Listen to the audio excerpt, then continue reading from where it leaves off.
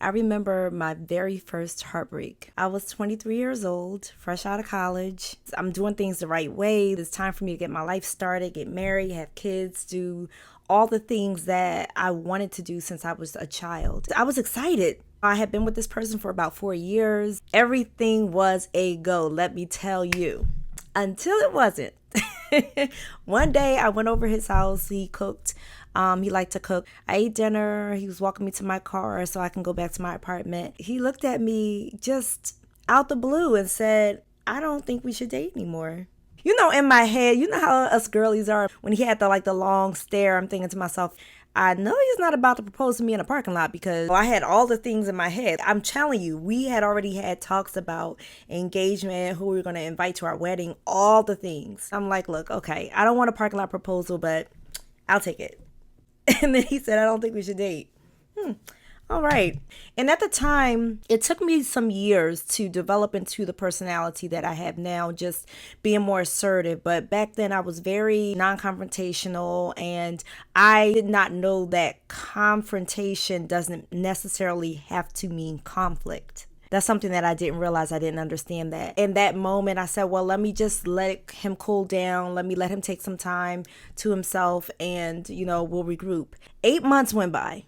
And I remember calling him on the phone, and of course, our interaction was different. We would see each other all the time because we both went to the same church and we were both very much involved in our ministry. But seeing him versus spending time with him and seeing him were two different things. And after going from years of dating this person to nothing at all, it was very confusing because we were friends. I remember calling him on the phone, "Hey, what's going on?" And it wasn't the answer that I wanted. I was so extremely devastated. I was so extremely heartbroken that I had no idea. I had never experienced anything like that to that level before, that degree. So I did not know how to handle it. I did not know how to navigate through it. I did not know how to maneuver through that time period. I actually didn't know that it was only going to be a moment and I was going to move on with my life and I was going to meet other people. This was not registering for me because, again, I was not only just young, but I was very, very devastated. At the time, I had someone in my life that was like a second mom to me, and she said, "You know what, Jess,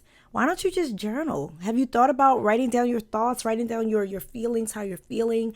And I said, I never thought about that. I started journaling, and the crazy part is everything that I wrote down was almost God's answer to me of comfort. And those journal notes turned into my very first book, Drop the Weight and Wait for God's Best. I actually published that book 17 years ago. It's my first published book, my very first published book. I was astounded to see how that book was going to really help me, but I was even more astounded to find out that after writing that book, it seemed like all hell broke loose. It was almost like I had to actually live what I wrote. And over the span of the next 10 plus years, I would have experienced other heartbreaks, and not realizing that it had a lot to do with my relational patterns, not so much who I was meeting, but who I was attracting. And this is why a lot of us go through heartbreak. And this is another reason why I wrote my most recent book, From Heartbreak to Happiness, because this is a culmination of not just my life experiences, but people that I have talked to. And a lot of us are stuck in a heartbreak cycle. I want to start sharing tips that will help women to understand not only their toxic heartbreak patterns, but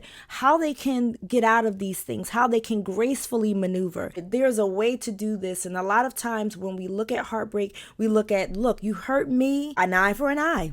And this is how people respond. I want to start sharing tips that will not only help women to grow through the heartbreak, but also to gracefully exit one and to incubate to a point, I call it hibernation and isolation, that will allow you to be able to maneuver from one season to the next. Not to say you can't feel it. I talk about all of that in my new book. I'm telling you to feel it, and I'm telling you to feel it to a point where you process it and can be able to move on from it, and not only move on from it, but open your heart up to new love if that's something that you want. And so for those who don't know, my name is Jessica Corinne. I'm a speaker and an author.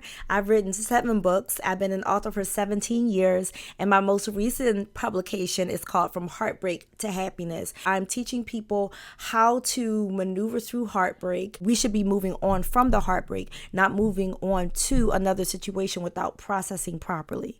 So look out for other videos that I will be doing that will help you navigate through heartbreak and get you to the other side towards your happiness.